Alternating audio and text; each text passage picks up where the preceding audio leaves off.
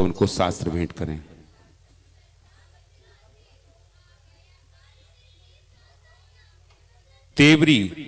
तेवरी समाज से भी लोग आए हुए हैं, भक्तगण आए हैं, वो आए और श्रीफल भेंट करें। तेवरी से भी जो महानुभाव या जो भक्त आए हैं वो भी आए और आचार्य भगवान को श्रीफल भेंट करें। चलते हैं धर्मसभा की ओर। उससे पूर्व एक छोटी सी सूचना आप लोगों को देने जा रहा हूं। दिनांक 1 अक्टूबर से 4 अक्टूबर तक भिंड शहर में आचार्य के सानिध्य एवं निर्देशन में उनकी प्रेरणा से यहां पर राष्ट्रीय विद्वत संगोष्ठी समय सार 47 शक्तियों पर आयोजित की जा रही है, जिसमें राजस्थान, उत्तर प्रदेश, छत्तीसगढ़, महाराष्ट्र आदि संपूर्ण देश से कई शहरों से विद्वान एवं स्थानीय विद्वान भी व्याख्यान करेंगे। यह विद्वत संगोष्ठी इसी जगह बगिया में धर्मसभा में प्रातः 8 बजे से 9 बजे तक संगोष्ठी चलेगी। तत्पश्चात आचार्य भगवान की मंगलवाणी का हम और आप सभी श्रवण करेंगे। दोपहर यह संगोष्ठी 2 बजे से 4 बजे तक कीर्ति स्तंभ परिसर पर होगी। वहां उसके बाद हम और आप सभी आचार्य भगवान के मंगलवाणी का श्रवण करेंगे। आप सभी यह दुर्लभ अवसर पर उपस्थित रहकर धर्म लाभ अर्जित करें। चलते हैं धर्मसभा की ओर। बाहर से पधारे हुए सभी गुरु भक्तों की ओर से, समस्त भिंड समाज की ओर से मुनि श्री 108 समत सागर जी महाराज के चरणों में निवेदन विनती प्रार्थना करते हैं। हे मुनिवर, आप अपनी अमृतमय वाणी से हम सभी के जीवन को धन्य बनाएं। मुनि श्री 108 समत सागर जी महाराज की नमोस्तु। मुनिवर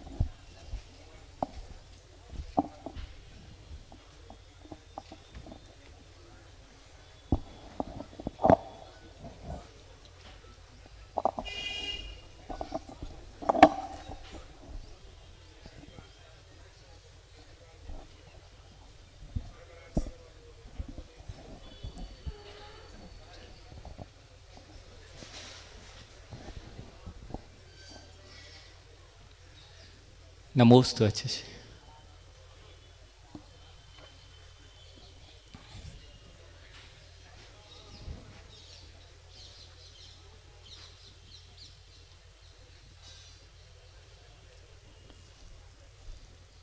ओम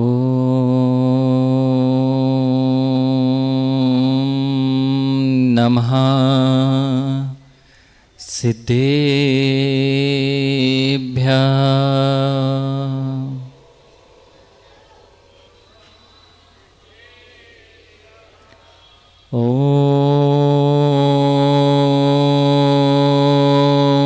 नमः सिद्धेभ्यः।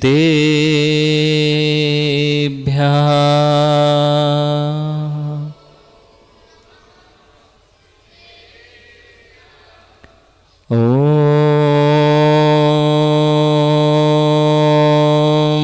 नमः सिद्धेभ्यः।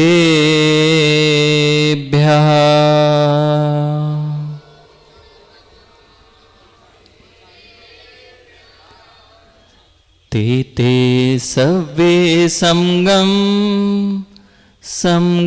पतेगमेव पतेगं वन्दामि वट्ठन्ते अर्हन्ते मानसे खेते किच्चारिहन्ताणं सिद्धाणं तैणमो गणहराणम् अज्झावैवगाणं साहुडं चेव सवेसिम् इडमो अरिहन्ताणं इडमो सिद्धाणं नमो आयरियाणं इडमो वज्जायाणं इडमो लोय सवसाहुडम।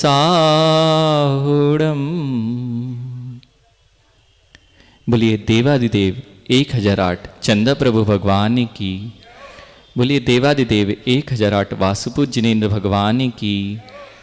बोलिए परम आराधक आचार्य भगवान कुंद कुंद देव की। बोलिए आचार्य भगवान विशुद्ध सागर जी महामुनि राज की। द्वादशांग जिनवाणी माता की। परम पूज्य मुनि श्री 108 समस्त सागर जी महाराज की। नमोस्तु मुनिवर।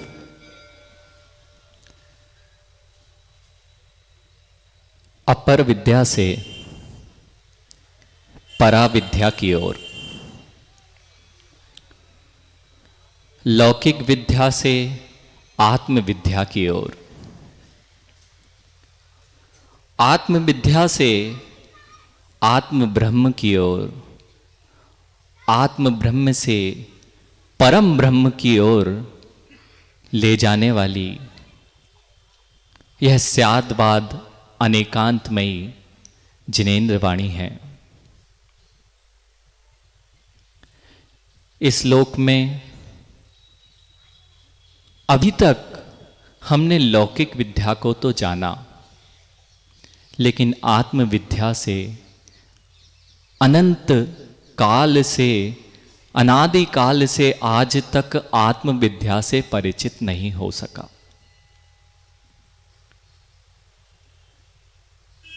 विश्व में जितने भी देश हैं, जितने भी प्रतिबुद्ध लोग या वैज्ञानिक कहे जाते हैं, उन्होंने लौकिक विद्या की तो खोज की, किंतु आत्म विद्या की तरफ किसी की ओर दृष्टि ही नहीं की। लौकिक विद्या क्या है? जो लोक से संबंधित विद्या होती है उसका नाम होता है लौकिक विद्या। जो लोक को चलाए, व्यवहार को चलाए, वह सारी विद्या लौकिक विद्या के अंतर्गत है। लोक में जो जो आपको दिखाई दे रहा है, उसके बारे में जो बताया जाता है, उस विद्या का नाम ही लौकिक विद्या है। और यह लौकिक विद्या आज विज्ञान के नाम से सारे विश्व में प्रचलित है। आखिर वह विज्ञान शब्द क्या है? विज्ञान का अर्थ क्या है? विज्ञान कोई विशेष वस्तु नहीं, विशिष्ट ज्ञान।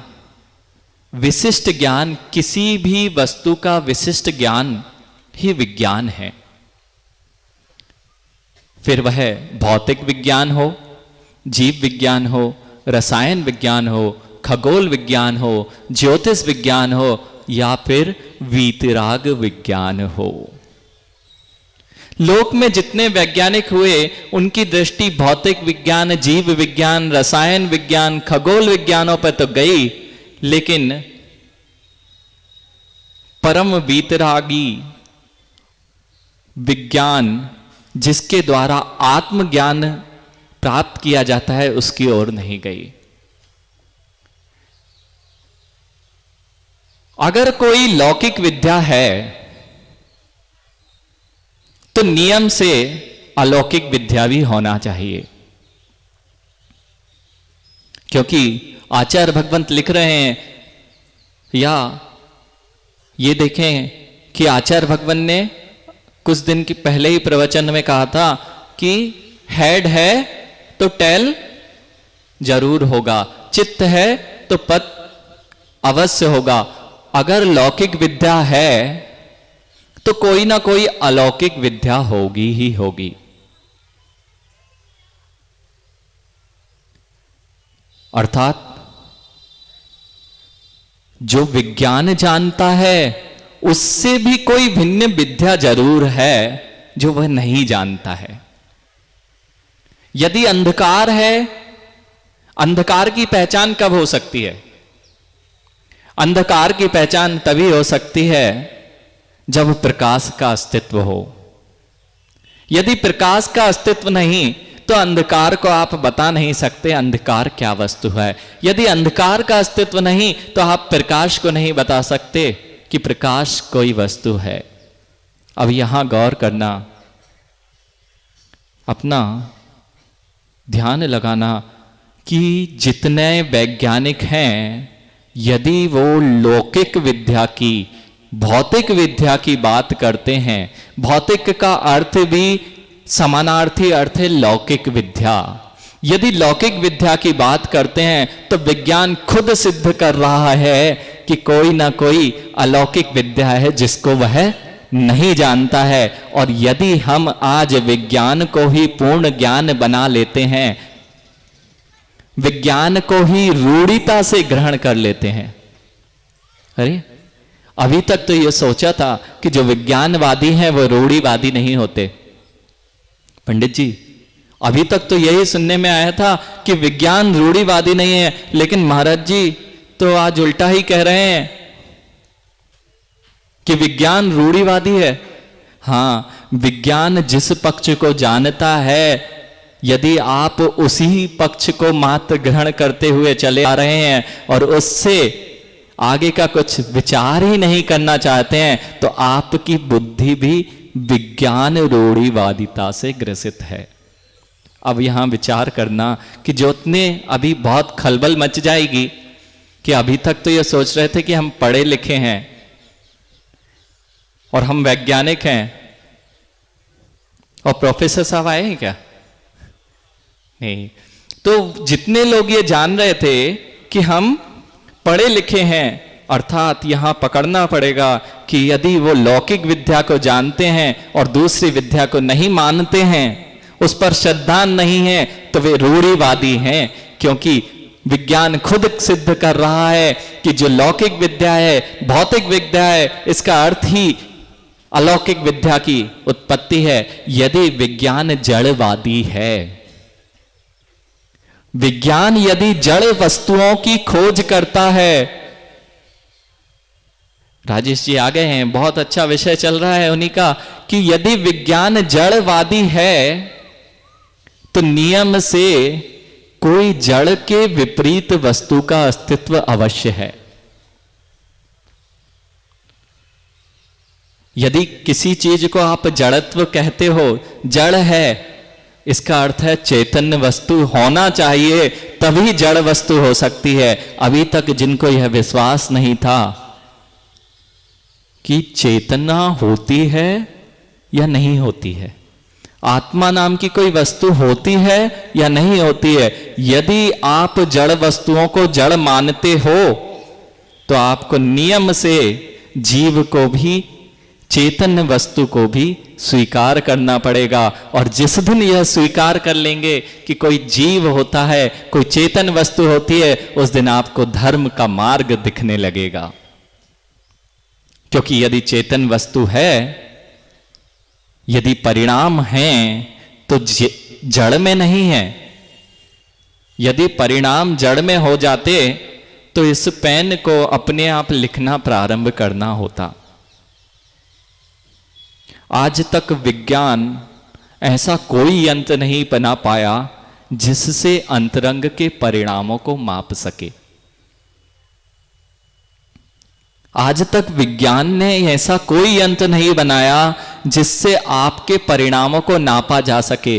क्यों? विज्ञान मात्र और मात्र भौतिक अर्थात भूत संबंधी, चतुष्टय संबंधी, भू चतुष्टय संबंधी वस्तुओं को जानता है और उसी की खोज में लगा है। इसलिए वह संपूर्ण सत्यार्थ को स्पष्ट या प्रतिपादित करने वाला नहीं है।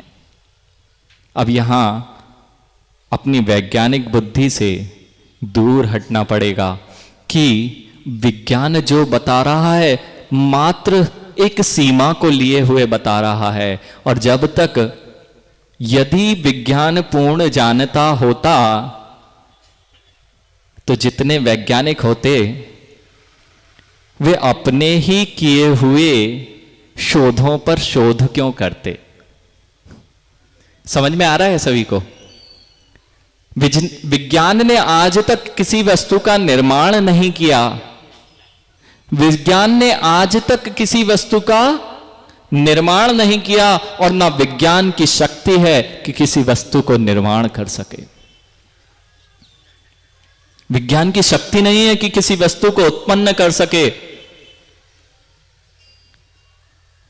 आप सोच सकते हैं कि विज्ञान ने उत्पन्न नहीं किया। हां, विज्ञान ने उत्पन्न नहीं किया। वैज्ञानिकों ने आज तक कुछ भी वस्तु को उत्पन्न नहीं किया है, मात्र और मात्र अन्वेषण किया है, खोज की है, ना कि उत्पत्ति की है। यह वस्तु तो सदा से 6 द्रव्य इस लोक में सदा से व्यवस्थित हैं। जो व्यवस्थित हैं उनकी खोज अपने 6 उपशम के अनुसार जीव करता रहा और उसको आपको बताता रहा, और आपने क्या किया? उसको ही सर्वस्व मान लिया, विज्ञान को ही सर्वस्व मान लिया। इसलिए मैंने कहा जितने वैज्ञानिक बुद्धि से ग्रस्त हैं, या यहां पर भी सभी लोग यही समझते हैं कि विज्ञान जितना जान पाएगा, यहां इतना समझ लेंगे, विज्ञान जितना जान पाएगा मात्र और मात्र 5 इंद्रियों के विषय को जान पाएगा, क्योंकि उसको जो दिखता है उसे ही वो प्रमाण मानता है। ऋषभ, जिसको विज्ञान को जो दिखाई देता है उसको ही वो प्रमाण मानता है, अर्थात उसको जो दिखाई नहीं देता उसको वो प्रमाणित, यानी इंद्रियों से जो जाना नहीं जा सकता उसको वह प्रमाणित नहीं मानता। अच्छा, एक प्रश्न इसके बीच में यह है संजय पंडित जी कि आसमान नीला है ना? आसमान नीला है कि आसमान लाल है? अभी आपने शाम को सुबह लालिमा देखी होगी आसमान की, और अभी आसमान को देखेंगे तो काला दिखाई दे रहा है। तो आसमान है क्या? काला है, नीला है, लाल है, पीलापन भी देखा होगा, या सफेद है?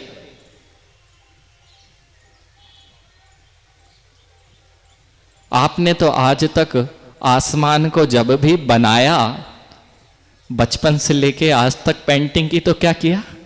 या तो लाल बनाया, यानी आपकी बुद्धि इतनी ज्यादा ग्रसित हो चुकी है विज्ञान से कि बचपन में जब आप एक छोटी सी पेंटिंग भी बच्चा बनाता है तो आसमान का कलर क्या कहता है? आसमानी। आसमान का कलर कभी आसमानी नहीं होता। यदि आसमानी कलर हो जाता तो लाल कैसे दिखाई देता, और लाल हो जाता तो आसमानी कैसे दिखाई देता? यह तो जो प्रकाश की किरणें थीं उनका विकिरण हो रहा था, उसकी वजह से प्रकाश हमें दिखाई दे रहा था, ना कि आसमान दिखाई दे रहा था। क्योंकि आकाश द्रव्य तो अमूर्तिक है, जिसे विज्ञान ने जाना ही नहीं है। विज्ञान तो प्रकाश की बात करता है, प्रकाश के रंग को आकाश का रंग मान बैठा है। आकाश तो अमूर्तिक है, उसका कोई गंध, रस, वर्ण नहीं होता, इसलिए आकाश को आप कभी जान नहीं पाएंगे अपनी 5 इंद्रियों से। इसलिए विज्ञान को जो सब कुछ मान लिया है, विज्ञान केवल और केवल द्रव्य क्षेत्र काल की सीमाओं को लिए हुए जानता है। इसलिए विज्ञान कभी चैतन्य द्रव्य की खोज नहीं कर पाएगा, क्योंकि चैतन्य अमूर्तिक है। कोई भी बड़े से बड़ा वैज्ञानिक होगा, आपने स्टीफन हॉकिंस का नाम सुना होगा, उसने खगोल विद्या का अनुमान लगाया है, जाके नहीं देखा, लेकिन उस अनुमान को आपने प्रमाणित मान लिया कि सूर्य स्थिर है, पृथ्वी चक्कर लगा रही है, लेकिन जिनेंद्र भगवान की साक्षात देशना को आप स्वीकार करने में, जिन्होंने साक्षात जाना था, जिन्होंने स्पष्ट रूप से देख लिया था कि कैसा इस संसार का स्वरूप है, उनकी वाणी पर आपको विश्वास नहीं होता है। लेकिन जो वैज्ञानिक हैं, उन्होंने अपनी सोच से जितना सोच पाए उतना बताते गए। तो क्या सत्य हो गया? जैसे आपने अभी आकाश को नीला कहा, तो नीला कह देने से क्या आकाश नीला हो जाएगा, लाल हो जाएगा? यानी कि हमारी आंखों की क्षमता थी कि हम उसे देख नहीं पा रहे थे। इसी तरह जितने वैज्ञानिक हैं वह अपनी द्रव्य क्षेत्र काल भाव की सीमा को लिए हुए हैं, इसलिए वैज्ञानिक कभी विश्व को पूर्ण नहीं जान पाएगा। इसलिए विज्ञान, भौतिक विज्ञान कभी सत्य को निरूपित नहीं कर पाएगा। वह मात्र अपेक्षित सापेक्ष सत्य को निरूपित कर सकता है, लेकिन पूर्ण सत्य को तो वीतराग वैज्ञानिक ही जान सकते हैं। वे ही सर्वज्ञ देव हैं, वे ही जिनेंद्र देव हैं, वे ही अरहंत देव हैं। उन्हीं ने इस संसार की प्ररूपणा की है। उन्होंने भी किसी वस्तु को बनाया नहीं, उन्होंने मात्र इस संसार की जैसी व्यवस्था थी उसको जाना, और उनकी वाणी में वैसा ही तत्व प्ररूपित हुआ है। और वही जिन वाणी में लिपिबद्ध हमारे पूर्वाचार्यों का महान उपकार, उन्होंने अपनी योग साधना के काल को निकाल करके इन महान ग्रंथों को लिख दिया, जिनेंद्र भगवान की साक्षात वाणी को निबंधित कर दिया। नहीं तो आज हम भी मात्र और मात्र विज्ञान को जानते होते, भौतिक विज्ञान को जानते होते। एक छोटा सा प्रश्न और कर लेते हैं कि विज्ञान अभी कितना स्थूल विचार करता है, मोटी मोटी बुद्धि से विचार करता है। देखिए, विज्ञानी खुद कहता है भौतिक विज्ञान और जीव विज्ञान, राजेश जी, भौतिक विज्ञान और जीव विज्ञान, भौतिक विज्ञान और जीव विज्ञान, भूत संबंधी मतलब पुद्गल संबंधी विज्ञान और जीव विज्ञान। और जीव विज्ञान में खोज किसकी करता है? भौतिक विज्ञान की। क्यों? क्योंकि वो भूत को ही देखता है, वहां जीव को तो पकड़ ही नहीं रहा है। दो संज्ञाएं क्यों दी? यदि जीव विज्ञान है तो फिर जीव क्या है? जीव को मान रहा है क्या? जीव को नहीं मान रहा है, फिर भी जीव विज्ञान। डॉक्टर साहब, आप जीव विज्ञान पढ़े हैं, तो जीव विज्ञान में क्या मानता है? जीव को मानता है क्या? जीव के अस्तित्व को नहीं मानता। जीव विज्ञान में भौतिक विज्ञान की खोज करेगा तो कभी सत्य की पकड़ कर पाएगा क्या? जीव विज्ञान में भी जो जेनेटिक संरचना से आज सारा विश्व को भ्रमित किया जा रहा है कि यह जीव है, इसकी संरचना अलग होती है। अरे, जब जीव होता है तब जेनेटिक संरचना बनती है। जिस जेनेटिक संरचना को आपने पांचों इंद्रियों के ज्ञान से जाना है वह तो भूत संबंधी ही है, भौतिक विज्ञान ही है, लौकिक विज्ञान ही है। तो आप जीव विज्ञान में विज्ञान, जीव विज्ञान में भौतिक विज्ञान की खोज में लगा हुआ है, तो फिर वह कभी जीव को पकड़ नहीं सकता। क्योंकि दो संज्ञाएं क्यों? जीव है, अजीव है, तो जीव नियम से होगा। और इसीलिए वह यह नहीं समझ पाता कि मृत्यु के बाद सब कुछ वैसा ही है। सब हार्ट है, हृदय है, सारी जो चीजें संरचनाएं होती हैं वो मृत्यु के बाद भी वैसी ही हैं। लेकिन ऐसा क्या हुआ, एक सेकंड पूर्व तक सब कुछ था और एक सेकंड पूर्व, एक सेकंड पश्चात वह कुछ नहीं जान पा रहा है कि क्या हुआ। यहां पर विज्ञान अनुत्तर हो जाता है। इसलिए यहां समझ लेना चाहिए कि मात्र जो दिख रहा है वही सत्य नहीं है। अगर दिख रहा है को सत्य मान लेंगे, प्रत्यक्ष इंद्रिय प्रत्यक्ष को ही आप प्रमाण मान लेंगे, तो आपके दादाजी के दादाजी को आपने कभी नहीं देखा, दादाजी के दादाजी को नहीं देखा, लेकिन दादाजी के दादाजी हैं, किसी ना किसी ने देखा है। आप क्या कहेंगे? किसी ना किसी ने देखा है। बस यही बात है कि जिसने देखा है उसको आपने नहीं देखा, फिर भी आप उस पर तो विश्वास कर लेते हैं। ऐसे ही ये निर्ग्रंथ मुनि दिख रहे हैं, इसका अर्थ ही है कि महावीर थे, पार्श्वनाथ थे, आदिनाथ भगवान थे, और आदिनाथ भगवान थे अनंत 24 थी। इसी का अर्थ है कि यह निर्ग्रंथ मुद्रा आज इस जमीन पर दिख रही है, और किसी न किसी ने जी